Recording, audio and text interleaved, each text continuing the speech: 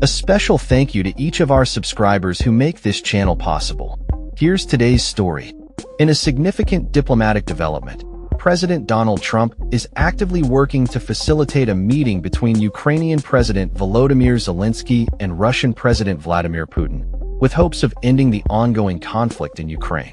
This follows a series of discussions held at the White House involving key European leaders, where Trump emphasized the need for peace and the cessation of violence that has plagued the region since Russia's full-scale invasion in 2022. During a recent interview with Fox News, Trump reiterated his stance that while no American troops will be deployed to Ukraine, the U.S. could provide essential air support to bolster Ukraine's defenses.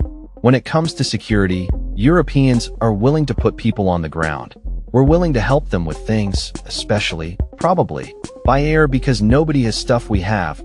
Really, they don't have, Trump stated, hinting at the potential for U.S. air defense systems or even a no-fly zone.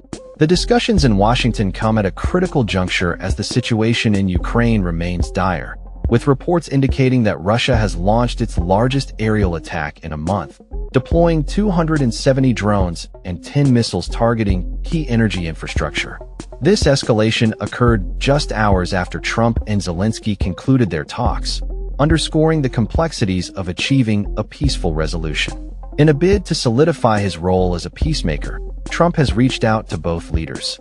I called President Putin and began the arrangements for a meeting at a location to be determined between President Putin and President Zelensky, he shared on Truth Social. Following this initial meeting, Trump suggested a trilateral discussion could take place, involving himself, Zelensky, and Putin. Despite the ongoing violence, Trump expressed optimism about the potential for negotiations. He noted, "The killing has to stop," and suggested it might be beneficial for Zelensky and Putin to meet without him initially, to gauge the dynamics between the two leaders. "I want to see what goes on. You know, they had a hard relationship, very bad relationship. And now we'll see how they do, and, if necessary, and it probably would be, but if necessary, I'll go and I'll probably be able to get it close," Trump elaborated. The White House has confirmed that Putin is open to meeting with Zelensky, a development that has been welcomed by many in the international community.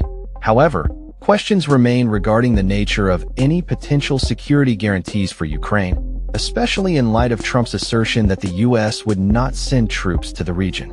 This has raised concerns among European allies about the adequacy of protection for Ukraine should a peace deal be reached. Treasury Secretary Scott Bessent weighed in on Trump's interactions with Putin, claiming that the president had Putin on his heels during their previous meetings. Bessent emphasized that Trump has a strategy in place, asserting that he is the only leader capable of stopping the conflict. "I don't think it's flattery.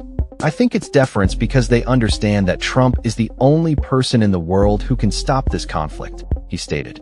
As the situation unfolds, U.S. and European military planners are exploring post-conflict security arrangements for Ukraine. The Pentagon is assessing what kind of support it can offer beyond weapons, with discussions about the possibility of European forces operating under their own national flags, rather than a NATO banner.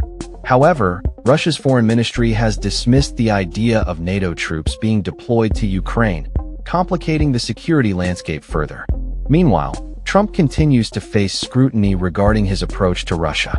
Critics are concerned that his eagerness to engage with Putin may lead to concessions that could undermine Ukraine's sovereignty. As negotiations progress, the balance between achieving peace and ensuring Ukraine's security remains a contentious issue. In a related development, a Ukrainian sniper has reportedly made a historic shot, killing 2 Russian soldiers from an astonishing distance of 2.5 miles, marking what is believed to be the longest recorded kill shot in military history. This incident highlights the ongoing intensity of the conflict, even as diplomatic efforts are underway. As the world watches closely, the next few weeks could prove pivotal in determining the future of Ukraine and its relationship with Russia.